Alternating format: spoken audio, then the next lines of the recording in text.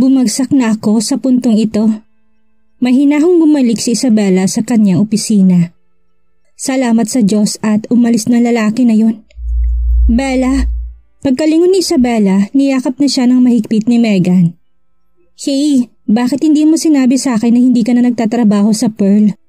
Sandaling natulala si Megan. Bigla niya binitawan si Isabela at inamoy ang katawan nito.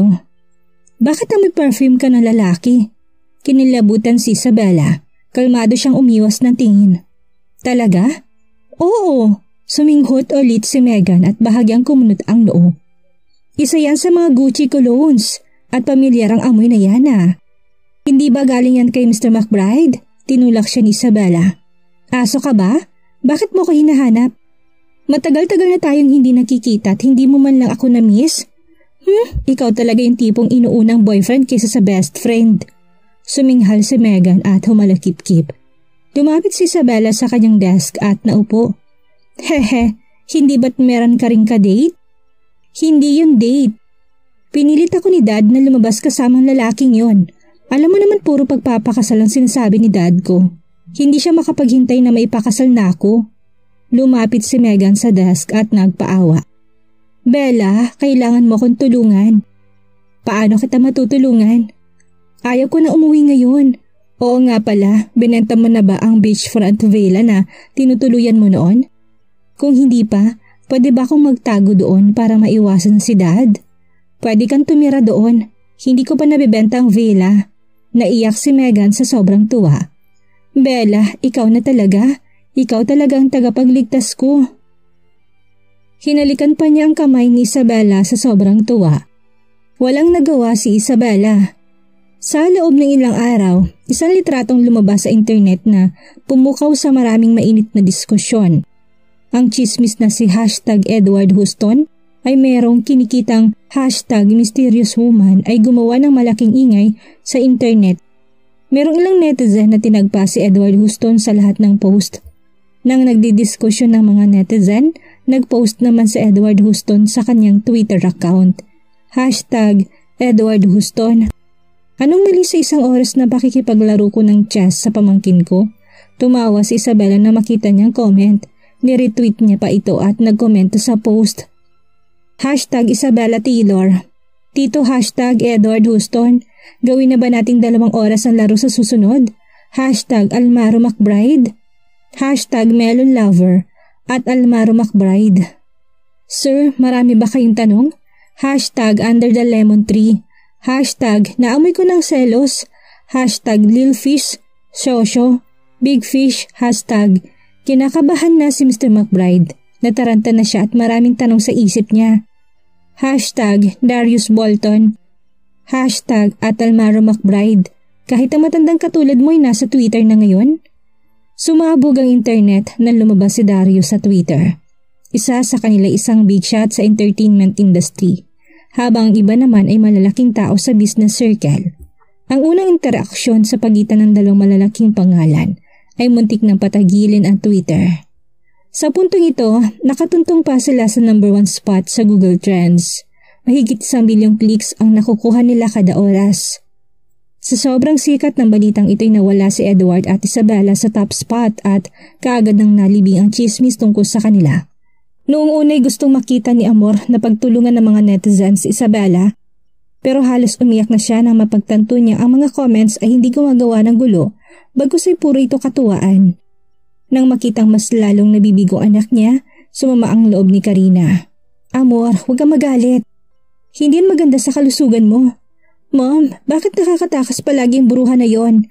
Kahit anong gawin ko sa kanya, palaging walang nangyayari. Hindi pa rin matanggap ni Amor ang kanyang pagkatalo.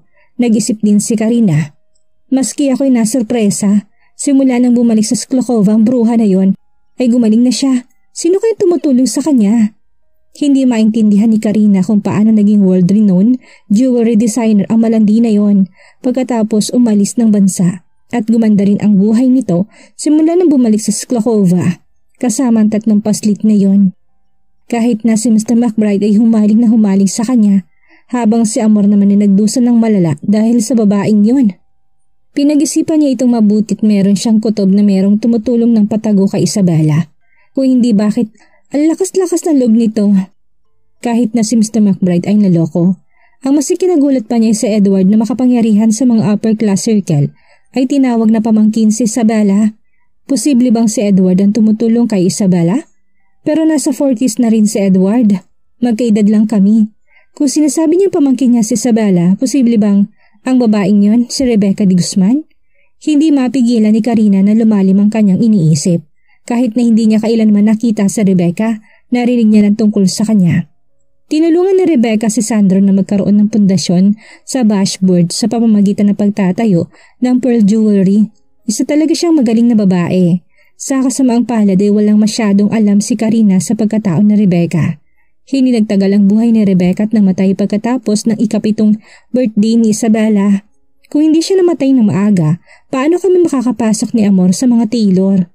Mukhang kailangan kong imbestigahan ang pagkatao ni Rebecca. Mas mahihirapan kaming harapin si Isabella sa susunod kung talagang meron siyang kaugnayan kay Edward. Sa Royal Academy of Music, nag-perform si Theodore ng isang piano duet kasama isa niya pang kaklase para sa isang Academy ranking selection sa Golden Hall at tinugtog niya ang kantang Bohemian Rhapsody. Nasorpresa ni Theodore ang lahat ng lecturers na nasa audience. Napakabata pa niya pero kahanga-hanga ng kanyang performance. Mas magaling at kahanga-hangang performance niya kaysa sa classmate niyang kasabay niyang tumugtog. Totoo nga, binigyan si Theodore ng S-grade at nakapasok sa finale ng ranking selection.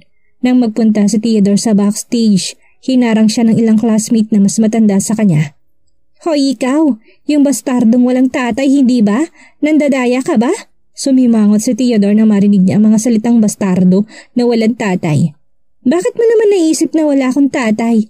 Ang isang batang lalaking pinapangunahan ng grupo ng mga bully ay paulit-ulit na tinulak si Theodore habang sinasabi, Narinig namin ang usapan ng ibang tao.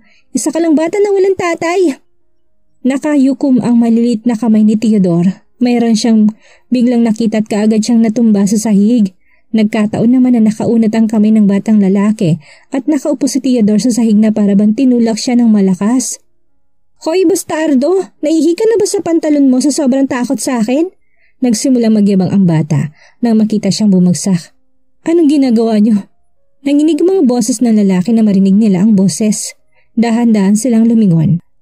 At kaagad na nagbago ang itsura ng malilit nilang mukha. Baka matakasan pa nilang insidenteng ito kung ibang tao sa academy ang nakakita sa kanila. Pero si Professor Lugario ang nakakita sa kanila. Ang pinakamasakit magsalita at pinakamasungit sa academy. Sinulya pa ni Peter si Theodore na nakaupo sa sahig at saka pinagmasdan ang mga batang lalaki habang nakahalukip-kip. Naadi ka na ba sa pambubuli sa mga kaklase mo? Sunod-sunod na yumuko ang mga bata. Professor Lugario, pasensya na po. Tinulungan ni Peter na makatayo si Theodore. Karapat dapat na maging walking signboard si Peter ng Royal Academy of Music. Inalam na ni Theodore ang tungkol sa kanya noon. Meron siyang violin major at ang tatay niya isang sikat na violinist sa Sklokova. Kahit na mula siya sa isang pamilyang puno ng mga musikero, hindi basta-basta ang kanyang background. Hindi man siya ganoon katanda, takot na takot ang mga estudyante sa kanya dahil sa sobra niyang kasungitan. Bumalik kayo sa ginagawa niyo kanina. Kaagad na umalis sa mga paslit nang sabihin niyo ni Peter. Si Theodore lang ang naiwan, mahinaw siyang nagpagpag ng kanyang pantalon. Ilang beses siyang tinignan ni Peter. Alam mo kung paano umarte sa harapan ko. Matalino ka. Tumingala si Theodore. Tinignan si Peter at sinabing, Kung ganon, bakit tinulungan niyo pa rin ako? Meron bang tumulong sa'yo? Kumunot ang noon ni Peter. Isa ka lang bata pero ganyan mo kausapin ng isang professor?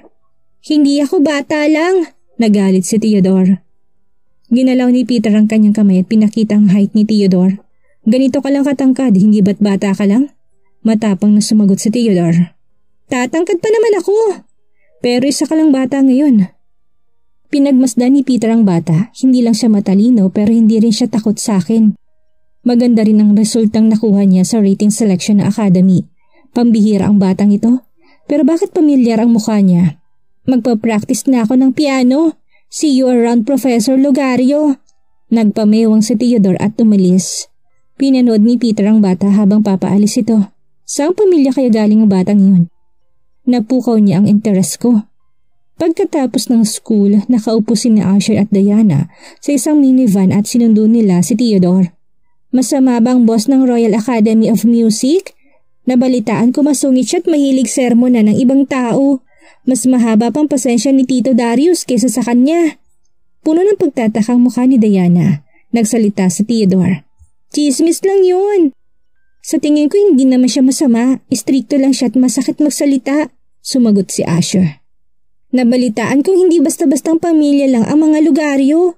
Ang nanay niya isang noble woman mula sa Stoslo. Nagliwanag ang mga mata ni Diana.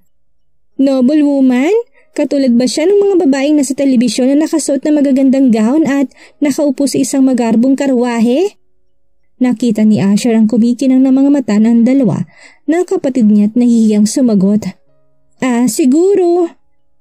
Si Almira na nagmamaneho ay napailing na lang sa tuwing nagsasama-samang tatlo. Pakiramdam niya palagi merong mangyayari. Sa McBride Mansion. Palipat-lipat ang tingin ng tatlong paslit sa kanilang mga magulang habang kumakain sila dahil pakiramdam nila ay merong kakaibang tensyon sa dalawa. Dahil sa isang temporary business, kinailangang bumalik ni Mr. McBride Sr. sa McBride Family Estate. Kaya naman sila lang naiwan sa mansyon bukod sa mga kasambahay at butlers. Mommy? Ano yun? Inangat ni Isabel ang tingin at tinignan si Theodore. Nagtanong si Theodore. Nag-away ba kayo ni Daddy?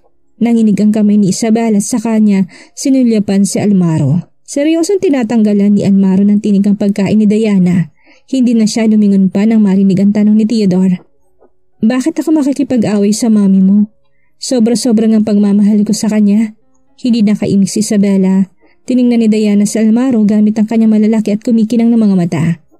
Daddy, ibig sabihin magkakaroon na kami ng mga nakakabatang kapatid?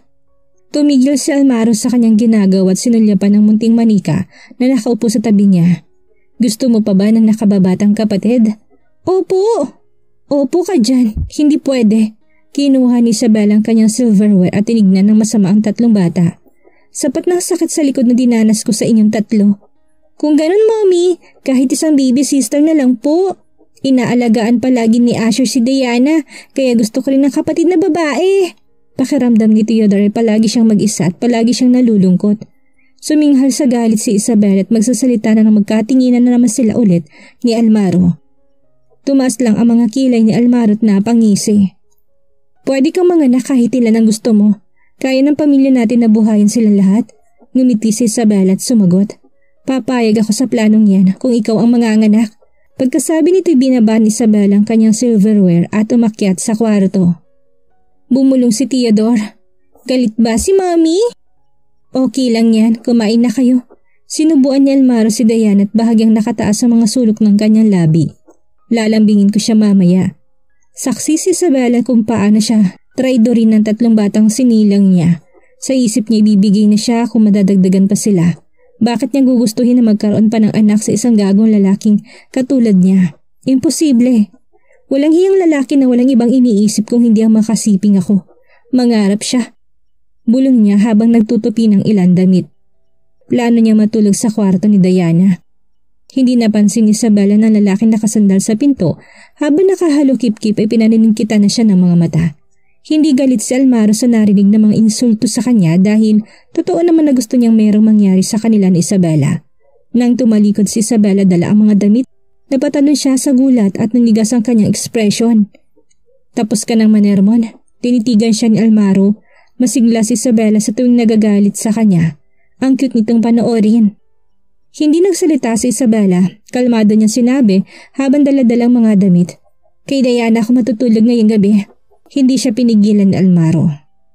Nakangiti lang ito habang pinapanood na umalis si Isabela. Nag-aalala siya na didikit sa kanya na parang glue ang lalaki, pero mali pala siya.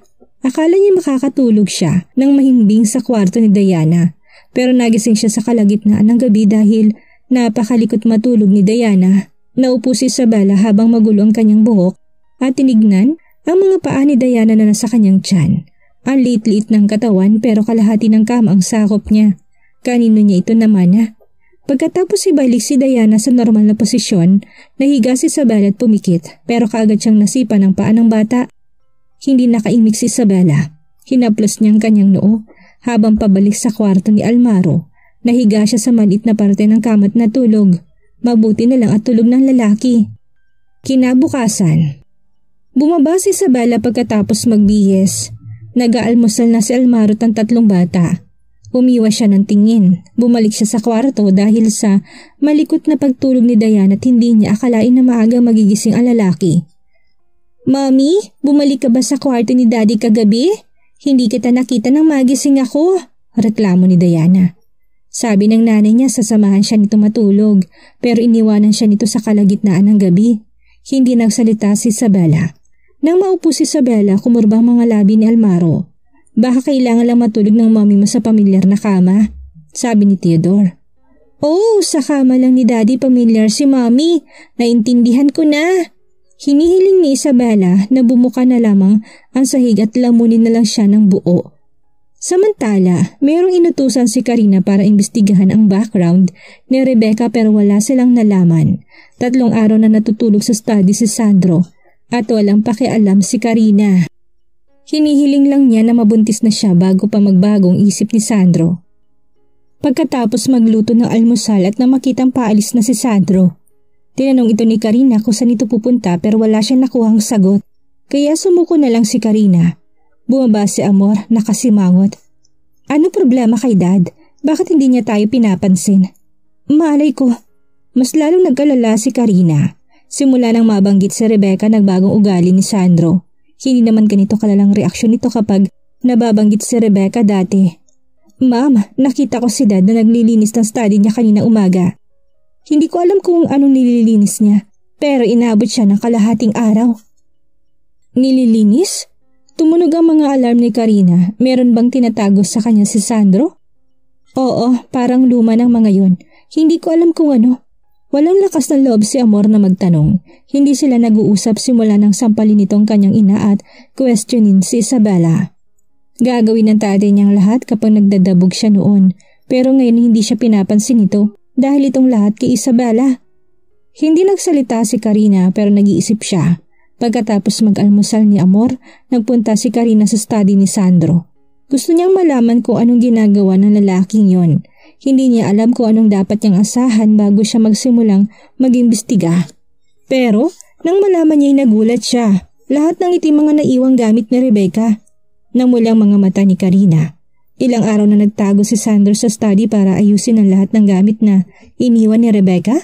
Namimiss pa nga ng lalaking yun ang patay na babaeng yun. Tiningnan ni Karina ang mga gamit. Ang ikinagulat niya ay wala ni isang litrato ni Rebecca. Lahat isari-sari at walang halagang mga gamit. Hindi niya alam kung bakit ito tinatago ni Sandro. Bigla naman niya nakitang isang kulay pulang wooden box sa ilalim. Binuksan ni Karina ang box.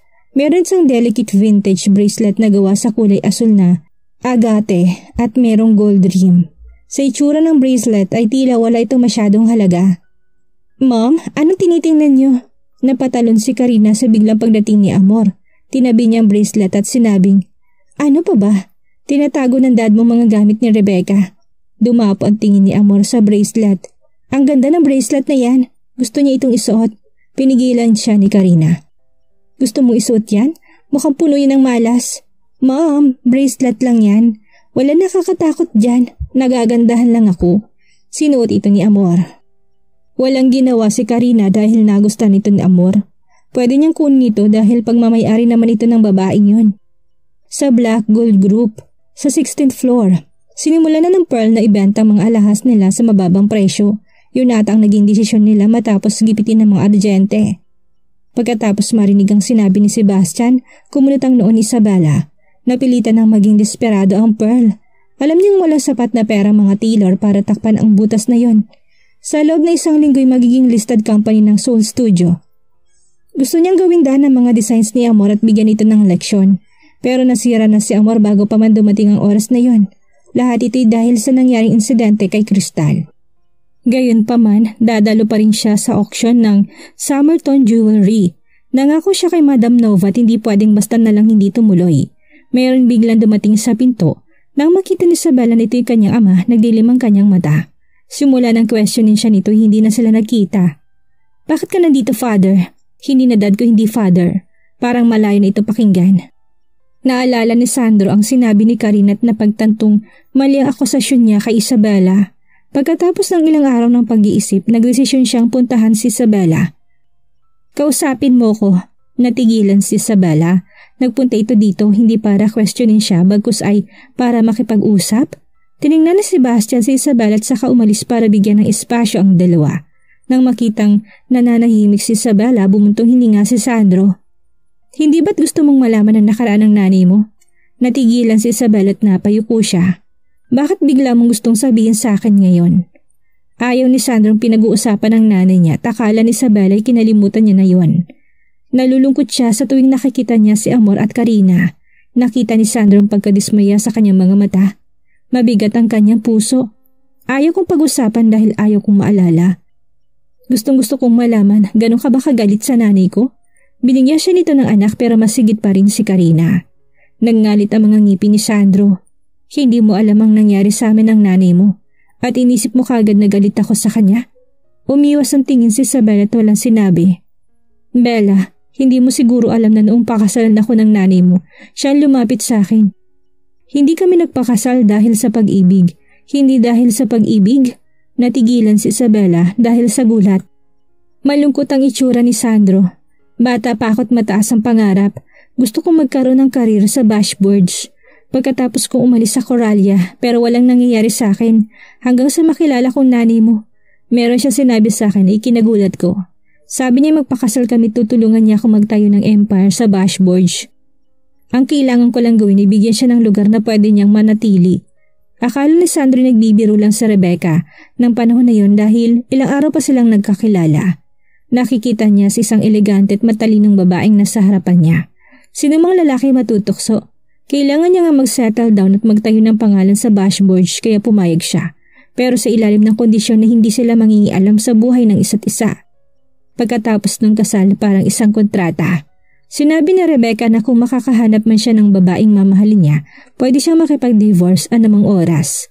Nirehistro nila ang kasal at hindi na nagkaroon pa ng seremonya. Isang simpleng proseso lang na ginawa silang mag-asawa. Kahanga-hangat na napakagalingan ni Rebecca. Nabuo niyang pearl jewelry sa loob ng 2 taon.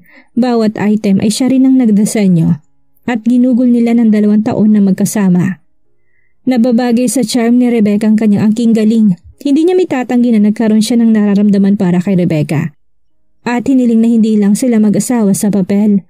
Huminga ng malalim si Sandro, mapait ang kanyang puso. Maari hindi kailanman nagkaroon ng nararamdaman sa akin ng nanay mo. Hindi ko alam kung bakit niya ako pinili. At alam ko merong iba sa puso niya. Unti-unting namutla ang mukha ni Isabela. Mukhang totoo ito at mahirap sa kanyang tanggapin iyon. Malamig palaging trato sa akin ng nanay mo. Kahit na anong subok ko, hindi siya pumapayag. Ginusto ko talagang makasama siya. Gagawin ko lahat basta tanggapin niya lang ako at ang nararamdaman ko. Pero palagi niya akong tinatanggihan at naubusan na ako ng idea. Nagkaroon ako ng relasyon kay Karina para lang pagselosin siya. Sinabi ko sa nanay mo at hiniling kong bigyan niya ako ng malinaw na sagot. Hindi pa rin nagbagong isip niya. Walang laman ng mga mata ni Sandro. Hindi nagtagal pinutol kong relasyon ko kay Karina at sinamahan ng nanay mo hanggang sa lumipas ang 2 taon at pumayag siyang ipagbuntis ka. Yun ang pinakamasayang araw ng buhay ko. Masaya siya noon dahil tinanggap na rin siya ni Rebecca at handa siyang samahan ito habang buhay. Binigay pa nito sa kanya si Bella. Nabawasan ng malamig na trato nito sa kanya. Pero alam niya hindi niya nakuha ng buo ang puso ni Rebecca. 2 taong umasa si Sandro mapapaibig niya rin si Rebecca. Pero bukod sa pagbibigay sa kanya ng anak, hindi niya pinakitaan ang pagmamahal nito. Nang lumaki na si Isabela ay nagsimula ng sumama ang kalusugan ni Rebecca. Napagtanto niyang piniling magkaanak ni Rebecca dahil alam nitong hindi na magtatagal ang buhay niya. Ito ang paraan niya para bumawi sa kanya. Napakasamang paraan. Niloko siya nito at pinaibig siya. Kahit namatay nito hindi pa rin nawala ang galit niya. Wala itong sinabi bago ito namatay. Sa paglipas ng taon mas lumala ang sakit niya habang lumalaki si Isabela. Mas nagiging kamukha nito lalo si Rebecca. Kahit na inuwi ni Sandro si Karina at Amor at sinimulang mag-focus kay Amor, inaalala niya pa rin si Isabela. Ayaw niya lang maalala si Rebecca. Nakatakip ang mga kamay ni Isabela sa kanyang mukha, kasing puti ng papel ang mukha niya. Sa mga nakalipas na taon, nakala niya nangaliwa ang tatay niya. Hindi niya malaman kung bakit hindi masayang nanay niya dahil magandang pag-aalaga sa kanya nito noon. Akala niya nagkasakit ang nanay niya dahil sa pangangaliwa ng kanyang ama at pumanaw dahil doon. Pero bakit? Bakit sila magkasama kung hindi sila nagmamahalan? Meron dapat siyang masayang pamilya. Kung wala si Nakarin at Amor, kung hindi pumanaw si Rebecca dahil sa sakit, masaya siyang mabubuhay sa ilalim ng proteksyon ng kanyang mga magulang. Bakit sira ang kanyang pamilya? Bella, kahit na malaman mo tungkol sa nakaraan, hindi mo dapat kagalitan ng nanay mo. Mahal na mahal ka niya. Narinig niya sa kanyang isipan ang mga sinabi sa kanya ni Edward. Pero unti-unti na siyang nilamon ng kadiliman. Ang akala niya masayang pamilya isa lang palang ilusyon. Samantala naman, dinala ni Megan sina Diana at Asher sa isang Michelin restaurant. Gusto niya ng libre ang dalawa ng masarap na pagkain bago mapunong kanilang schedule. Siguraduhin niyong lagi kayong low profile. Mga celebrities na kayo ngayon. Sobrang kabado si Megan. Nag-aalala siyang merong makakilala sa kanila. Nakasuot ng cool sunglasses ang dalawang bata at halos matakpan ng kanilang mga mata. Huwag kayong mag-alala, tahimik lang kaming kakain. Masayang pumili si Diana na gusto niyang kainin. Sumisip-sip ng juice si Asher gamit ang isang straw pero biglang dumapong mga mata niya sa babae naglalakad papalapit sa kanila. Nagdilim ang mga mata ni Asher nang makilala niyang babae. Hindi magandang pakiramdam ni Amor na makarating siya sa Michelin restaurant pero mas lumala ito na makita niyang dalawang paslit. Nakikilala niya mga ito kahit nakasuot ang mga ito ng sunglasses. Ang dalawang batang itong dahilan kung bakit siya pinalayas na Almaro sa McBride Mansion. Kukunin niya ang pagkakataon para makapaghiganti. Mga bata, bababa ang quality ng lugar na to sa pagpunta niyo dito. Napalingon si Megan marinig ang boses na yon. Nang makitang lumapit si Amor, tumayo siya at ngumiti ng malawak. Oo, ang less impressive na anak ng mga Taylor. Napikon si Amor sa pahayag na yon. Sinong tinatawag mong less impressive? Kung sino man ang sumagot, siyang taong iyon. Nagkibit balikat si Megan, tumawa si Diana. Ikaw bata ka, ano tinatawa-tawa mo? Nagkulay berding mukha ni Amor matapos marinig ang tawa ni Diana. Hindi pa siya nagsisimula sa kanya. Tumayo si Megan sa harapan ni Amor. Ano sinusubukan mong gawin, Amor? Isa itong restaurant. Kung gusto mo magbaliw-baliwan, gawin mo sa kalsada. Huwag mo istorbohin ng mga patron dito. Isang lalaki naka-headphones na nakaupo sa harapan ang gusto lamang kumain pero kumulit ang noon nang marinig ang komosyon. Wala itong kinalaman sa kanya. Kaya hindi siya mangingialam. Napatingin ang ilang patron sa kanila, halatang hindi masaya. Lumapit sa kanila ang isang server at pinigilan sila pero sinigawan siya ni Amor. Wala nag-aakalang babatuhin ng baso ni Amor si Megan. Napatayong lahat sa paligid nila dahil sa gulat. Ninang! Tumayo si Asher, inalis ang kanyang sunglasses at tinapunan ng tubig sa baso si Amor. Nagsimulang matunaw ang makeup ni Amor dahil sa tubig. Mga punyetang bata kayo, ang lakas ng loob mong... Sasampalin sana ni Amor si Asher dahil sa sobrang galit pero nang pinipigilan na siya ni Megan, isang taong lumapit at tinawakan ng kamay ni Amor. Inalis na lalaki ang kanyang headphones, halatang inis sa kanyang mukha. Nababalo ka na ba? Bakit nakikipag-away ang isang matandang katulad mo sa isang bata? Natigilan si Amor nang makitang pinag-uusapan na siya ng lahat ng tao. Napakagat siya sa kanyang labi. Masyado siyang nagpadalos-dalos at nakalimutan na nasa publiko siya. Tinignan ni Asher ang lalaki na tumingin din sa kanya. Biglang lumingon ang lalaki kay Megang pinupunasan naman ng sarili ng tissue. Bakit hinahayaan ng nanay na hindi pumasok sa school ang anak niya? Huminto si Asher, nakakunot ang noo. Hindi pumasok sa school? Si Theodore ba tinutukoy niya? Akala ba ng lalaking ito'y anak niya sa Theodore? Huminto si Megan sa kanyang ginagawa at tiningnan si Peter Lugario. Napakagwapo na lalaki merong dreamy eyes. Maputi ang balat nito at bagay na bagay ang pahaba nitong mga mata sa matangos nitong ilong at makapal na mga labi. Para siyang lumabas sa isang romance novel. Ako? Ako bang kinakausap mo? Tinuro ni Megan ang sarili. Tinignan siya ni Peter. Hindi ba gumagana ang tenga mo? Hindi ba halata? Gumalaw ang kamay ni Megan, sinabuyan siya ng kape at ngayon naman tinatawag siyang bingi. Ikaw ang mayroong problema. Hinila ni Diana ang damit ni Megan. Huwag ka nang magalit, ayaw na po namin kumain. Umuwi na tayo, tara na. Hinawakan ni Asher ang kamay ni Diana at saka matalim na tinignan si Amor habang naglalakad palabas. Hindi pa tayo tapos. Kinilabutan si Amor. Hindi maaari. Katulad ng tingin ni Almaro kapag galit ito, ang binigay sa kanya ng batang yon. Natakot siya dito. Naiwan si Peter sa kinatatayuan niya habang pinapanood na umalis si Asher. Ano problema ng batang yon? Hindi ba siya nakikilala nito? Hindi lang siya ang nakikilala ng bata, pero parang ibang tao rin ito kumpara sa bata sa kanyang eskwelahan. Mr. Lugario, pasensya na po sa paghihintay. Binalot ng waiter ang pagkain at dinala sa kanya. Kinuha ito ni Peter at aalis na sana nang kausapin siya ni Amor. Ikaw ba si Mr. Lugario? Si Mr. Lugario ba talaga yon? Kilala ng lahat sa Bashboard.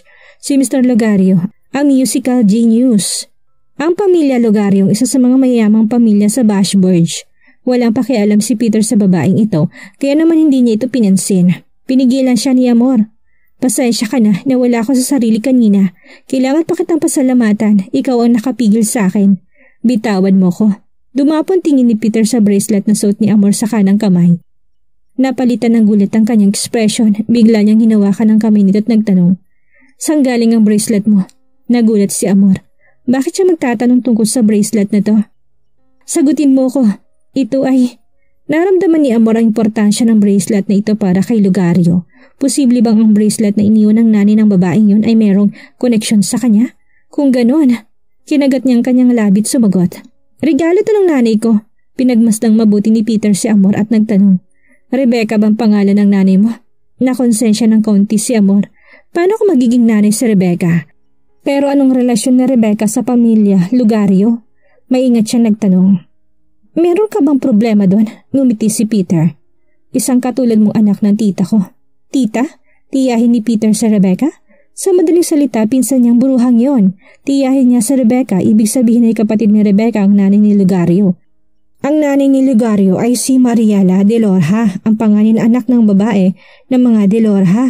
Ibig sabihin, miyembro rin ng mga de Lorja ang nanay ni Isabela? Kagad na namulang mukha niya.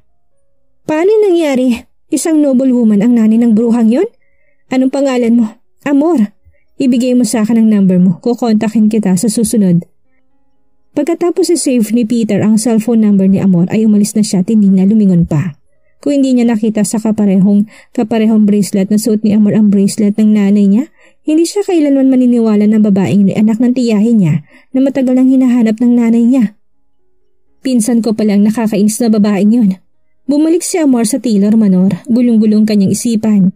Biglang nag-alala si Karina na makitang ekspresyon ng anak. Amor, anong problema? Bakit ganyan ang itsura mo? Ma'am, ang nanay ng bruhang yon ay miyembro ng mga de Lorja ng isang noble family. Gulat na gulat si Karina. Anong sinasabi mo? Natatarantang hinawakan ni Amor ang kamay ng ina at kinawentong nangyari kanina. Mas nagulat pa si Karina kaysa sa kanya. Kinuha niya pang bracelet na suot-suot ni Amor at pinagmasdan ito. Inakala ni Mr. Lugario na anak ni Rebecca si Amor dahil lang sa bracelet na to? Buiset, isa palang noble woman ng babae yun. Isa siyang member ng nobility sa Stossland na meron din kaugnayan sa royal family.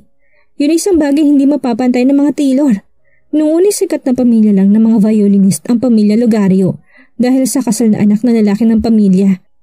Lugario at anak na babae ng mga de Lorja ay dinala sila nito sa upper class circle ng Sklukov at binigyan sila ng kahanghangang status na meron sila ngayon. Descendant pala ng mga de Lorja si Rebecca? Ibig sabihin na isa ring noble woman ang buruhang yon. Ma'am, anong dapat natin gawin ngayon? Hindi mo dapat ipaalam ito sa dad mo at hindi rin dapat ito malaman ng lola mo. Ma'am, posible bang? Tinitigan ni Amor ang ina. Baka sa pagkamangha sa kanyang mga mata, isang matinding liwanag ang makikita sa mga mata ni Karina. Dahil akala naman ni Mr. Lugario ay ikaw ang anak ni Rebecca. Sakyan na lang natin yun at agawin ang pagkatao ni Isabela. Agawin ang pagkatao ni Rebecca? Hindi mapigil ang kabahan ni Amor. Hindi niya akalaing ang ideyang ng kanyang ina ay katulad ng ideyang biglang dumaan sa isip niya.